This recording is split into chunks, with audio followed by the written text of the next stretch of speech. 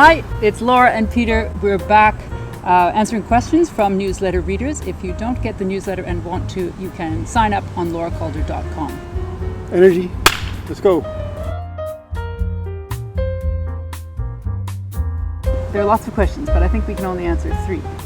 Okay. Numero uno is from someone called Stella K, who is in the South Pacific working.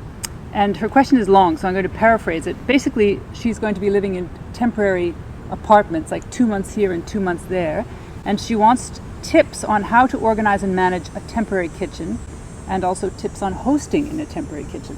Well, we've done lots of that. Oh, you've done it especially. I think you've rented a few furnished apartments in your time, right? Yeah, I mean, lots of people do this now with Airbnb. It's similar. And actually, it's true that the kitchens are usually pretty badly... They can be rotten, yeah. Rotten.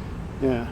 What do you think? Well, the first thought I had was that if I was living that way, I would put together one box of actual real essentials for a kitchen, because you're going to get there and they're probably one of those old dented tin pans that won't even sit flat on the stove. The knives will be terrible. And there'll be other things that you'll miss that you like to have. A good nonstick frying pan, which is not too heavy, so it's not a big weight to carry around. Right. I mean, I would also, if you could carry more, I'd get a really good heavy saute pan as well, but that's a lot of weight. That's a lot. And a good nonstick pan, like from De Boyer in France, is a very good pan.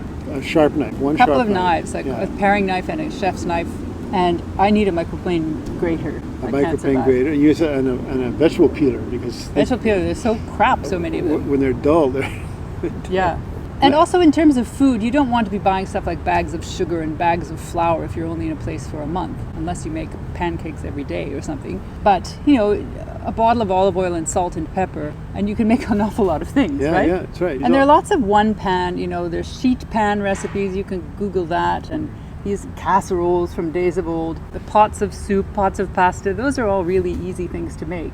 One other thing, if you really like the coffee, if you're particular about how it's made, you might want to carry your French press of choice or some other thing. That's right. Because that's a pretty important start to the day right there, right? Yeah. But I mean, really you don't need much to cook simple things. So I think, don't accumulate too much. But I like the idea of having a little kit that you now, can she also wants to know about how to host in a place like that. I think you just tell everyone it's going to be casual. I mean, you can fry an egg. You can, as I said, a big pot of something is easy.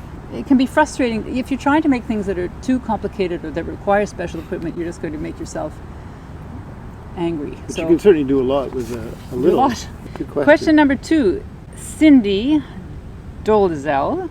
I would love your take on casual dining. I'm not talking about hot dogs and paper plates, but more the concept of not waiting to entertain until you have matching china and have perfected a fabulous recipe and have put in a new carpet. I don't know what the carpet has to do with it. I don't know. If I have a new carpet put in, I'm not going to let anyone come over because they'll get it dirty. Sometimes it's good to perfect a fabulous recipe, like one thing that you make, make a really great chili or make a really great whatever it is you do. But cooking that's more than hot dogs and less than a state dinner, I guess is... Well, nobody does state dinners. I always find it funny when people... Like, everybody has a different idea of what formal is and what casual is. And I told you that story about the time I went for an interview in a corporate office in my 20s. And I went all dressed up. And everyone, I thought, well, what are these slobs? Everyone was dressed so badly. And I later learned that it was Casual Friday. And I thought, well... that's taking casual to an extreme. So people have different ideas. I mean, to me, every dinner we do is casual, but I mean, we've never done what you would call a formal dinner, even if we have set the table with extra silverware and china and a salad fork and a salad knife and everything. We've laid it out beautifully. That's still to us a casual dinner. Because it's your attitude about things. It's just being casual. And if you don't have to have those things to be able to put on a dinner that transcends casual. We were invited once to someone's house for scrambled eggs and toast. And I said, oh, great, okay, well, can I bring a salad? And she said, no. I said, scrambled eggs and toast. And actually, she did set the table quite formally, like silver and china. And we ate. There were about 8 of us. Yeah, of course, she was a Montrealer, naturellement. Come over for pasta or come over for whatever. And you don't need to have matching china to not be casual. It's actually quite charming to have not unmatching china. It's quite bohemian and kind of cool to sort of mix things up. As long as you set a nice table with care and you just make it look like with you love, care. You're you've got everything you need, but don't It's even think all- of it in terms of casual or formal. You want to be at ease, that's the thing. You don't want to be following some set of rules that you don't normally follow, or it'll look pretentious, or it will look strange. Yeah. Yeah, again, the big pot of soup. Tell people to come for soup, and do have rolls and soup, and then make a. If that's what you're thinking about, but it's hard to know exactly. It's hard to know what she's- you mean by casual, but Yeah. come for sandwiches. I don't know. And in terms of, what about, I mean, I'm still intrigued by this question, because what do you mean by, perfecting a recipe? Don't perfect them, just keep trying new ones. I mean, that's part of the fun too, like just experiment. Do a recipe you think looks good in a book. You don't have to perfect it to serve it. But it's nice to make something that you make over and over again that you that's true. become known for. It's nice. People like to have sometimes, you like your grandmother's X or Y or Z, whatever she makes that you like. You want to have it more than once. So it's kind of, repetition is okay. This is the kind of question I like. Oh, by golly, wants to know, how do you find simple pleasures in the day? What sort of rituals do you have in place to make days more enjoyable? I don't know if this is a pandemic question or if this is everyday life, but be in nature if you can. Nature. Nature is very soothing. Trees, green. Bare feet. That's a simple pleasure. That's a simple pleasure. Again, setting the table nicely, making meal times really a break in the day, and just elevating things a little bit. I really love to do crosswords. Yeah, It's not get away from me. Not often that simple, but I mean, a real pleasure. Get rid of your phone. Take your phone and throw it somewhere. I don't know. You can put pleasure into anything. Like if you see a rumpled towel sitting on a counter and you fold it nicely and attentively, there's a pleasure in that. Self-care is a simple pleasure. And, a bath, right? A bath.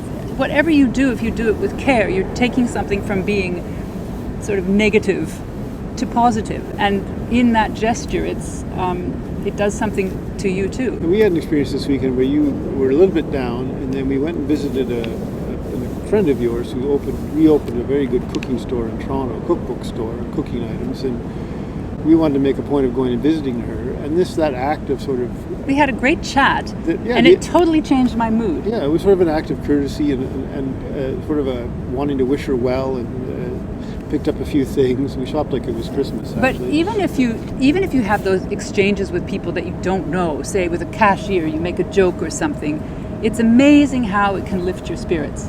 Just a gesture of doing something nice, or letting someone pull out in front of you when they're sitting there waiting instead of roaring on past them. Never happens in this city. But do we have rituals that make our day more enjoyable? We have the ritual of dinner. We have the every ritual of night. getting together for dinner, and often for lunch as well, if work permits. We make a point of setting the table for dinner and lunch when we can, and getting together in the kitchen for a glass of wine while...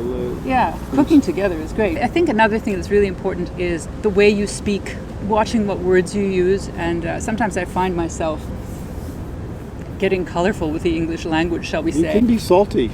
Lauren Calder can be quite salty. And it's not good, because it affects you. It's like a kind of minor form of violence against you. It brings down the energy around you. So being positive and being polite. Like we say please and thank you to each other. We say thank you for whatever, taking out the garbage. Thank you for making me a cup of tea. Just pleasantries are not quite as superficial as maybe we think they are. Enjoy life. Enjoy the day. Count your blessings. Make something nice. That's my best advice of all. See something that needs fixing and fix it. There you go. There you go. There you go. Now let me see. Yeah, You're perfect. You're perfect. Sign up for the newsletter on lauracalder.com. Send in your questions about whatever you like, and we'll be back for a chat soon. Goodbye. I gotta go fix him up first. Okay.